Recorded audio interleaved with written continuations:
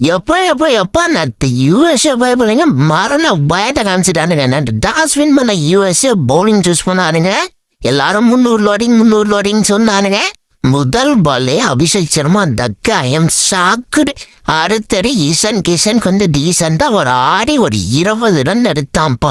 அடுத்து வந்த திலக் வர்மாவும் சூரியகுமார் யாரும் கொஞ்சம் பார்ட்னர்ஷிப் போட்டாங்க. திலக் வர்மா 25 ரன்ல அவுட் ஆயிட்டான். அடுத்து சிவம் தூபே சொல்லவே தேவையில்ல, டக்கு ஃபர்ஸ்ட் பால்லையே. அடுத்தது ஹார்திக் பாண்டியா மேல எக்ஸ்பெக்டேஷன் அதிகமா இருந்தாலும் ஹார்திக் பாண்டியாவும் அடிக்கல, 5 ரன்ல அவுட் ஆயிட்டாரு.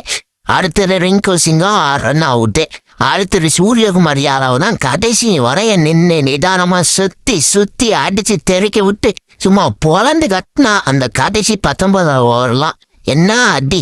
மொத்த டீம் சேர்த்த 77 ரன்னு, தனியால சூரியகுமார் 84 ரன்னு. 20 ஓவர்ல பாருங்க 4-6-6-4-0 விக்கெட்டு.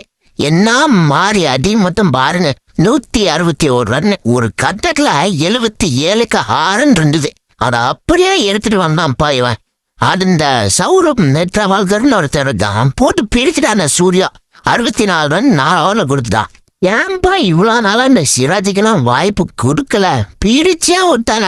ஸ்டார்டிங்ல பவர் பிளே எல்லாம் அக்சர் பட்டேல் பங்கமா போட்டான். அதே மாதிரி சிறுவன் சிங்க சொல்லவே தேவையில்ல, சும்மா சுத்தி விட்டான். முடிவுல இந்தியா 161, யூஎஸ்ஏ 132க்கு முடிச்சு விட்டானுங்க. நாட்டு நடந்த மேட்ச்ல எப்பா நாட்டு வெஸ்ட் இண்டீஸ் மேட்ச் வெயிட்டா காட்டினானுங்க. Romario Shepherd hat-trick. என்னம்மா பவுலிங் போடுறாங்க ஸ்காட்லாந்து அகைன்ஸ்டா. நம்ம சிம்பன் ஹெட்மயரை சொல்லவே தேவையில்ல, ஃபீல்டிங்லேயும் பேட்டிங்ல பங்கம். அடுத்தது இந்த பாகிஸ்தான் மேட்ச்ல எப்பா தோத்துருப்பானுங்கப்பா. நேற்று தோத்து போயிருப்பாங்க. ஜஸ்வீர் சிங்க பாருங்க 98க்கு 3, 4, 5 போயிட்டு இருந்தது.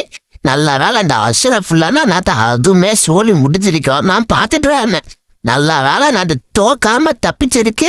இவன் தான் முக்கியமான காரணம்.